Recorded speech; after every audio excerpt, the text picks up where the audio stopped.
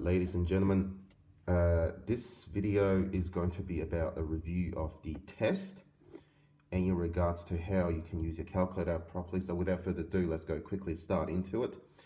Well, the very first thing you should always, try and find out is looking at the, is basically looking at what you have done, like in terms of whether you have chosen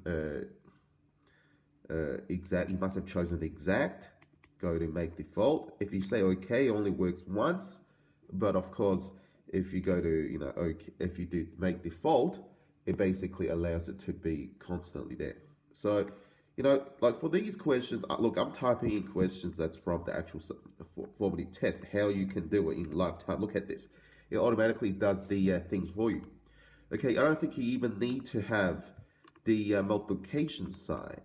A lot of you did not, from the answers I've seen, a lot of you did not bother to use the your calculator, which baffles me completely. I don't know why. Algebra, for instance, if anything that requires solving, typing factor, and you go 3x plus 12 closed bracket, boom, it does this for you. Okay, so it's menu, algebra, factor. Everything here in this topic, you've already got them with you. 2x minus square minus 6x close bracket. That's basically questions 4b. You see, all of them does these things for you already. I mean, then you come to question 7 or 6 and 7 where it requires you to factorize something. Well, this doesn't even require you to use any solve or anything. You just simply type in things the way it is. Sorry, that's not intended. It tells you everything. It gives you the answer. Question 7, you basically, it's slightly more complex things, but again, you type the things in as it is. I don't think you need to do anything. Just plug this into your calculator. It does everything for you. And so this really baffles me a bit. Now, the only problem is questions like questions 8. I don't know why people didn't bother to do it. If you have seen the comments I've written, it's only questions like these that you may have a bit of a problem. As you can see here, it doesn't actually simplify for you. Okay, so this actually requires a bit of your own input. But then again, it's not that difficult to do if you look at this equation itself. I do understand that, the common denominator would be 6. All right, because 6 and 2, 6 is the common factor. Yes. And, 5 stays as it is, plus. Well, in order for 2 to become 6 as a common factor, you multiply by 3, so on the top is 3a. And that's your answer here. How about we do 8c? Now, it's basically a fairly lengthy sort of thing. We go, well, we understand the common denominator is 15, so this is 8c, by the way. Well, on the top, but remember, you cross multiply, so 3 times 2x plus 1, right? Minus 5 bracket x plus 2.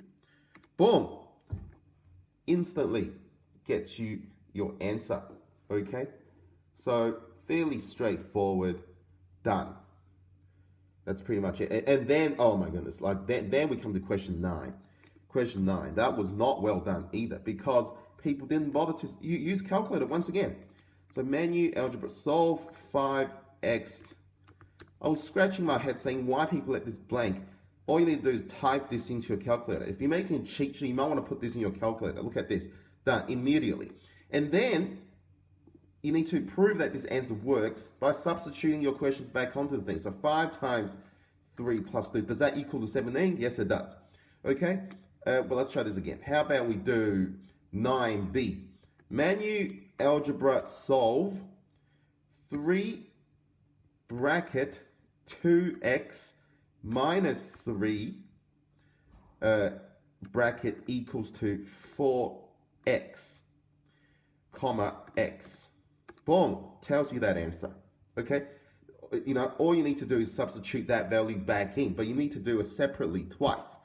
because this time you have, like the variables on both sides.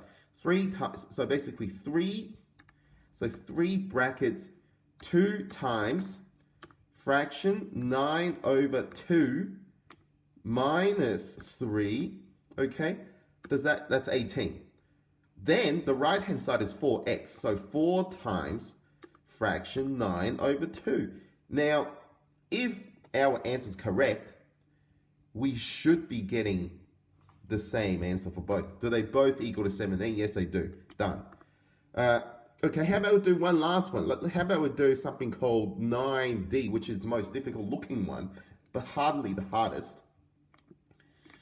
It's just there's a lot more typing. So you got the fraction, so 3x minus 1, oh, so sorry, that's a mistake, minus 1 over 4 equal to 2x plus 3 over 3, comma, x, bracket. Boom. It tells you the answer straight away. There you go. Done.